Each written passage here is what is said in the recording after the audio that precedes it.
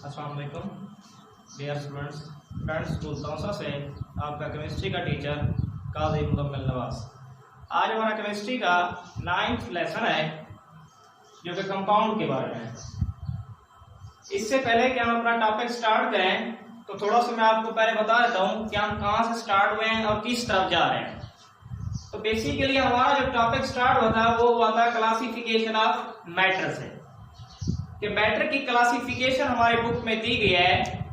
तो मैटर की तारीफ आपने पहले पढ़ी हुई है, anything which is mass and occupies space, कि हर वो चीज जो वजन रखती है और जगह घेरती है उसे आप क्या कहते हो, मादा कहते हैं। तो मादा को फिर दो हिस्सों में डिवाइड किया गया था, एक है प्योर सब्सटेंस, दूसरा है हमारे पास मिक्सचर के बारे में। तो प्योर सब्सटेंस फिर फर्दर दो हिस्सों में तब्दील हो जाता है, एक है हमारे पास एलिमेंट, दूसरा है कंपाउंड। एलिमेंट को हम इससे पिछले टॉपिक्स में डिस्कस कर चुके हैं, मुकम्मल एलिमेंट की तारीफ, उनके इलेक्ट्रॉनिक कॉन्फ़िगरेशन और एलिमेंट को ज़ाहिर किससे करते हैं, सैंपल, और इसकी वैलेंसी को मुकम्मल बयान कर चुके हैं। आज जो हमने डिस्कस करना है वो है हमारे पास कंपाउंड।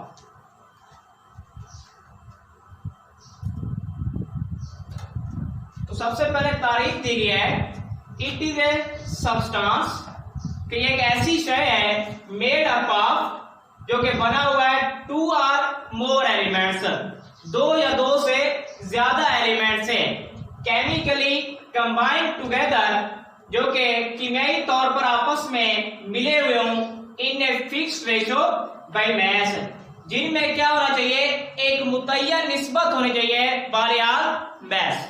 तो इस तारीफ से आपको क्या समझ आ रहा है कि कंपाउंड बनाने के लिए या कंपाउंड बनने के लिए हमारे पास कितनी चीजों का होना जरूरी है, तीन चीजों का होना जरूरी है। वो कौन कौन सी है? सबसे पहला बना है मिनिमम 2 एलिमेंट्स, कि कम से कम जो एलिमेंट्स हो वो 2, इससे ज्यादा भी हो सकते हैं, लेकिन मिनिमम जो रिक्वायरमेंट है वो कितने एलिमेंट्स की है, वो है 2 एलिमेंट्स की। दूसरे नंबर पर क्या है, कंबाइंड केमिकली, उनका जो मिलाप होना चाहिए वो क्या होना चाहिए, कीमियाई तौर पर होना चाहिए, फिजिकल तौर पर नहीं होना चाहिए। तीसरे नंबर पर है फिक्स रेशो बाय मास, उनकी कोई ना कोई एक मुतय्यन निस्बत बालिहाज मास होगी। अगर ये 3 रिक्वायरमेंट्स पूरी होंगी तो कंपाउंड प्रिपेयर हो सकता है, अगर ये 3 रिक्वायरमेंट पूरी नहीं होंगे तो हम कंपाउंड नहीं बना सकते। सबसे पहले एग्जांपल दी गई हमारे पास कार्बन डाइऑक्साइड फॉर्मेशन, के कार्बन डाइऑक्साइड का मॉलिक्यूल किस तरह से बनता है। इट इज फॉर्म्ड, ये बनता है when elements of carbon and oxygen, कि जब कौन से एलिमेंट्स, कार्बन और ऑक्सीजन के एलिमेंट्स कंबाइन, मिलाप करते हैं, किस तरह से, केमिकली, कीमियाई तौर पर, इन ए फिक्स्ड रेशो, क्या होना चाहिए, एक फिक्स मुतय्यन निस्बत है ऑफ 12, 32 और 38 बाय मास, के बालिहाज मास उनकी जो एक फिक्स मुतय्यन निस्बत होनी चाहिए वो कितनी है, 12 और 32 या 3 और 8 की। अगर ये मुतय्यन निस्बत होगी तो कार्बन डाइऑक्साइड फॉर्मेशन होगी, अदरवाइज नहीं होगी। तो आप इस मिसाल में देख सकते हैं हमारी तीनों रिक्वायरमेंट्स पूरी हो रही है। सबसे पहले कि 2 एलिमेंट्स मिनिमम, तो 2 एलिमेंट्स है कार्बन एंड ऑक्सीजन। दूसरा था कॉम्बिनेशन क्या होना चाहिए, केमिकली, तो यहाँ पर लिखा है हमने कंबाइन केमिकली, कीमियाई तौर पर। तीसरा था कि उनकी कोई ना कोई मुतय्यन निस्बत जो है फिक्स रेशो बाय मास होनी चाहिए, तो वो यहाँ पर दी गई है। फिक्स रेशो कितनी है, 12, 32 या 3 और 8 की बाय मास। ये तीनों रिक्वायरमेंट्स पूरी हो रही है। जब ये तीनों रिक्वायरमेंट्स पूरी होंगी तो कार्बन डाइऑक्साइड फॉर्मेशन होगी। एग्जांपल को देखते हैं, carbon plus oxygen will give us CO2, C plus O2 will give us CO2। तो कार्बन जो है हमारे पास क्या है, C612 है, और ऑक्सीजन है O816, के एटॉमिक नंबर कितना है, 6 है। और जो एटॉमिक मास है वो कितना है 12 है। ऑक्सीजन का जो एटॉमिक नंबर है वो कितना है 8 है और जो एटॉमिक मास है वो कितना है 16 है। तो हमने जो इसमें देखना है कंपाउंड के अंदर वो क्या चीज होनी है, हमेशा मास को ही डिस्कस करना है। तो इसको नहीं देखना एटॉमिक नंबर को, चाहे इसका 6 है चाहे इसका 8 है, हमने देखना है मास को। तो कार्बन का मास कितना है 12 और ऑक्सीजन कितना है मास है 16। कितने ऑक्सीजन इस्तेमाल हो रहे हैं यहाँ पर 2, तो उसको क्या करेंगे 2 16, तो वो मास कितना हो गया 32। कि अगर 12 और 32 की रेशो से कार्बन और ऑक्सीजन इन दो एलिमेंट्स का मिलाप होगा तो हमारे पास कार्बन डाइऑक्साइड का मॉलिक्यूल वजूद में आएगा। अगर हम इसे सिंपलेस्ट रेशो में ले जाना चाहें तो इसे क्या करेंगे डिवाइड कर देंगे 4 पर, तो ये हो जाएगा जब 4 पर डिवाइड करेंगे तो ये बन जाएगा 3 और इसे जब 4 पर डिवाइड करेंगे तो ये आ जाएगा 8। तो जो सिंपलेस्ट रेशो बनती है वो क्या है 3 और 8 की है। जो असल रेशो है उनकी मैसेज के हवाले से वो कितनी है 12 और 32 की। तो ये 12 और 32 कैसे है कि हमने एटॉमिक मास को देखना है, एटॉमिक नंबर को नहीं देखना। तो कार्बन का मास जो है 12 है और ऑक्सीजन का 16 है। तो ऑक्सीजन कितने हैं 2 है हमारे पास, तो 2 16 क्या है हमने, तो वो कितना है 32 हुआ है हमारे पास। तो ये बनती है 12 और 32 की निस्बत, जिसे हमने अगर 4 पर डिवाइड करें तो वो निस्बत जो है सिंपलेस्ट रेशो में डिवाइड होती है 3 और 8 की। तो इस तरह से हमारे पास कार्बन डाइऑक्साइड का मॉलिक्यूल बनता है। दूसरी एग्जांपल जो हमारी बुक के अंदर दी गई है वो दी गई है वाटर फॉर्मेशन की, कि पानी का मॉलिक्यूल किस तरह बनता है। इट इज फॉर्म्ड, ये वजूद में आता है या बनता है व्हेन एलिमेंट्स, जब elements of hydrogen and oxygen, कि जब दो एलिमेंट्स मिलेंगे, कौन से हाइड्रोजन और दूसरा कौन सा है ऑक्सीजन, कंबाइन मिलाप करते हैं केमिकली, कीमियाई तौर पर इन फिक्स्ड रेशियो ऑफ के क्या के मुतय्यन निस्बत है कौन सी 432 और 18, जो असल मैसेज की निस्बत है 4 और 32 की, या जो सिंपलेस्ट रेशियो होनी चाहिए 1 और 8 के बाय मैस किस हवाले से वालिहाद वजन।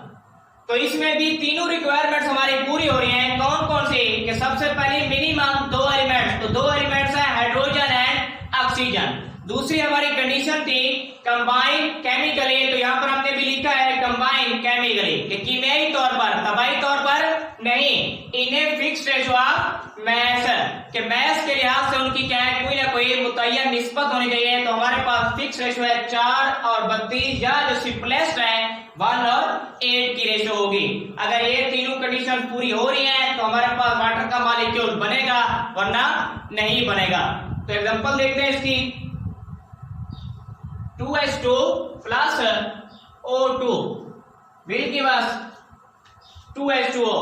इसे हमने बैलेंस किया है कि वाटर के यहाँ पर क्या थे 2 मॉलिक्यूल है, तो यहाँ पर भी 2 है। ऑक्सीजन यहाँ पर 2 है तो वहां पर 1 है, तो 2 से मल्टीप्लाई किया है तो ऑक्सीजन का भी 2 हो गए। 2 से मल्टीप्लाई जब वो हाइड्रोजन 4 हो गया तो इसे 2 से मल्टीप्लाई कर दिया है, 2H2 plus O2 will give us 2H2O। तो रिएक्शन में बैलेंस केमिकल इक्वेशन का होना जरूरी है। अगर बैलेंस नहीं होगी तो आपसे क्या होगा, ये मुतय्यन निस्बत जो आपने फिक्स निस्बत बतानी है वो इस बैलेंस केमिकल इक्वेशन के अलावा आप नहीं बता सकते। तो हाइड्रोजन क्या हमारे पास 1H1 है, क्या एटॉमिक नंबर कितना है 1 और इसका मास कितना है वो भी क्या है 1 है। ऑक्सीजन क्या हमारे पास O8 16 है, एटॉमिक नंबर 8 है और मास कितना है 16 है हमारे पास। तो हमने किस चीज को देखना है, मास को देखना है। तो हाइड्रोजन का मास कितना है 1 है, यहां पर कितने हाइड्रोजन इस्तेमाल हो रहे हैं 4 हाइड्रोजन इस्तेमाल हो रहे हैं। तो मास को 4 से मल्टीप्लाई करेंगे तो वो बन जाएगा 4। ऑक्सीजन कितने इस्तेमाल हो रहे हैं 2 इस्तेमाल हो रहे हैं, 2 मल्टीप्लाई करेंगे उसके मास से 16 से, तो ये कितना हो जाएगा 32। तो हमारे पास निस्बत कौन सी बनती है 4 और 32 की रेशो बनती है किस वाले से, मैस के वाले से। याद रखिएगा एटॉमिक नंबर यहाँ पर बिल्कुल भी आपने डिस्कस नहीं करना, क्योंकि कंपाउंड की फॉर्मेशन के अंदर सबसे पहले आपने तारीफ में कहा है फिक्स्ड रेशो बाय मैस, मुतय्यन निस्बत बालिहाज मैस होनी चाहिए। अगर इसे हम सिंपलेस्ट रेशो में ले जाएं तो इसे भी 4 पर डिवाइड करेंगे, इसे भी 4 पर, तो ये 4/1 हो जाएगा और 32 को जब 4 पर डिवाइड करेंगे वो हो जाएगा 8। तो जो सबसे सादा निस्बत बनती है वो क्या बनती है, 1 और 8 की। तो ये दो एग्जांपल हमारी बुक में दी गई हैं। एक हमारी बुक में थी कार्बन डाइऑक्साइड फॉर्मेशन और दूसरी दी गई है हमारे पास वाटर फॉर्मेशन। इसके बाद है हमारे पास कि as a result of compound formation, कि जब कंपाउंड बन जाता है तो उसका नतीजा क्या है, उसमें कौन कौन सी तब्दीलियां रूनुमा होती हैं या हो सकती हैं। सबसे पहला है elements lose their own properties, कि एलिमेंट जो है अपनी खसूसियात खो देते हैं, कि जिन एलिमेंट से वो कंपाउंड बनता है तो वो एलिमेंट्स अपनी शनाख्त बिल्कुल खो देते हैं। किस तरह से, अभी हमने एग्जांपल पढ़ी है वाटर की, 2H2 plus O2 will give us 2H2O। तो आप देखें ये किससे बनता है, हाइड्रोजन और ऑक्सीजन से। हाइड्रोजन भी गैस है, ऑक्सीजन भी गैस है, जबकि पानी क्या है, लिक्विड। जब आप पानी पी रहे हो तो कभी आप ये नहीं कह सकते कि हम ऑक्सीजन गैस पी रहे हैं, हम हाइड्रोजन गैस पी रहे हैं, जबकि पानी क्योंकि इन दोनों से मुख्तलिफ है। तो सबसे पहली कंडीशन देखें, जब कंपाउंड बन जाएगा तो उसमें क्या होता है, elements lose their own properties, elements ने अपनी शनाख्त मुकम्मल तौर पर खो दी। दूसरा है new substance have entirely different properties, कि जो न्यू कंपाउंड बनेगा, न्यू चीज वजूद में आएगी, उसकी खुसूसियात पहले वाले एलिमेंट से बिल्कुल मुख्तलिफ होंगी। तो पानी का बॉइलिंग पॉइंट है, मेल्टिंग पॉइंट है, डेंसिटी है, हर चीज जो है वो हाइड्रोजन और ऑक्सीजन से बिल्कुल मुख्तलिफ होगी। हाइड्रोजन की अपनी स्मेल है अगर, तो वाटर का एक अपना कलर, टेस्ट, स्मेल, हर चीज अलग होगी। इनकी जो प्रॉपर्टीज होंगी वो बिल्कुल वाटर से मुख्तलिफ होंगी। तो ये कंपाउंड फॉर्मेशन के नतीजे में हमेशा यही होता है कि सबसे पहला कौन सा है, elements lose their own properties, element जो है अपनी शनाख्त, अपनी खसूसियात खो देते हैं। New substance have entirely different properties, जो नई चीज बनती है उसकी खसूसियात पहले वाली से बिल्कुल मुख्तलिफ होती हैं। तीसरा, compounds can not be broken down into its constituent elements bye simple physical methods. तो यहाँ पर एक लफ्ज इस्तेमाल हुआ है कॉन्स्टिट्यूएंट्स, मतलब अपने मुतल्लिका बुनियादी अज्जा जिनसे वो बनाया गया है। वो तो वाटर किससे बना है, हाइड्रोजन और ऑक्सीजन से। तो सिंपल फिजिकल मेथड से क्या मुराद है, डिफरेंट फिजिकल मेथड हमारे पास एवापोरेशन है, डिस्टिलेशन है, क्रिस्टलाइजेशन है, मैग्नेटाइजेशन है। इस तरह से जो फिजिकल मेथड्स हैं, आम तबाही मेथड हैं, उनकी मदद से हम वाटर को दोबारा अपने मुतल्लिका अज्जा में तहलील नहीं कर सकते। किस तरह से, एक आम टर्म देखते हैं एवापोरेशन। ये एक फिजिकल मेथड है। एवापोरेशन में हम क्या करते हैं, किसी चीज को बुखारात में तब्दील करते हैं, गैसियस स्टेट में। तो अब अगर आप वाटर को जब हीट करोगे तो ये क्या है, अपनी लिक्विड फॉर्म से गैसियस स्टेट में चला जाएगा, पानी बुखारात में तब्दील हो जाएगा।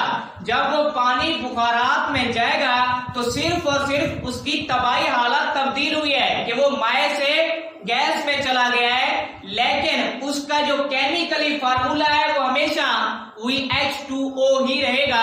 सिर्फ और सिर्फ उसका बज़ाहिरी हुलिया तब्दील हो रहा है, वो क्या हो रहा है, माए से गैस में। तो इसमें हमने यही बात की है, compounds can not be broken down into its constituents elements, के कंपाउंड को अपने मुतल्लिका बुनियादी अज्जा में तहलील नहीं किया जाता। किस वजह से, बाय सिंपल फिजिकल मेथड, के आम तबाही तरीकों से हम कंपाउंड को उसके बुनियादी अज्जा में तहलील नहीं कर सकते।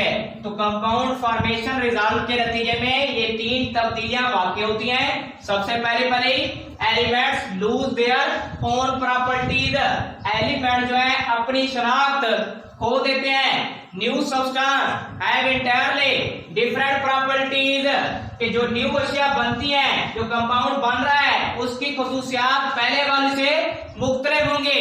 तीसरा, compounds can not be broken down into its constituents, अपने मुतल्लिका एलिमेंट्स के जिनसे वो बना था बाय सिंपल फिजिकल मेथड्स, के आम तबाही तरीकों की मदद से उसे अपने बुनियादी अज्जा में तहलील नहीं किया जा सकता।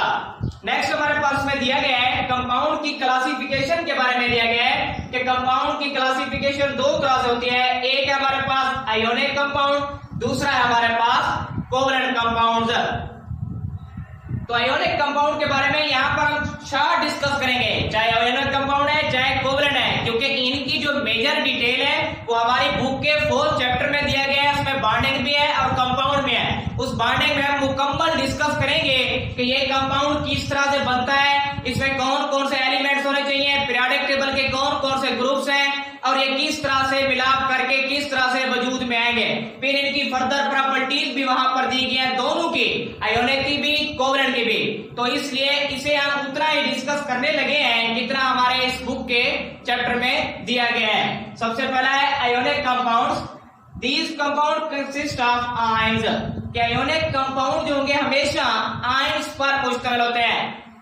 Their formula is called formula unit, और जब इनका फार्मूला लिखोगे तो उसे क्या कहोगे, हमेशा फार्मूला यूनिट कहेंगे। आयोनिक कंपाउंड का जो भी फार्मूला लिखोगे तो उसे कहेंगे फार्मूला यूनिट। तो सिंपलेस्ट जो एग्जांपल है NaCl की है, साल्ट की, जो नमक है हमारे पास, वो हम जो टेबल साल्ट है घरों में आप इस्तेमाल करते हो, वो बेसिकली क्या है, आयोनिक कंपाउंड है। वो मुश्तमिल होता है दो आयंस पर, सोडियम और क्लोरीन के दो आयन होते हैं कि सोडियम क्या बनाता है, कैटायन बनाता है, और क्लोरीन क्या है, एनायन बनाता है। तो इन दो आयंस के नतीजे में हमारे पास क्या बनता है, सोडियम क्लोराइड, जो साल्ट है, आम खुरदरी नमक है, जो हम क्या करते हैं घरों में इस्तेमाल करते हैं। ये सबसे सिंपलेस्ट एग्जांपल है किसकी, आयोनिक कंपाउंड की। तो ये किससे बनेगा, आयन से बनेगा।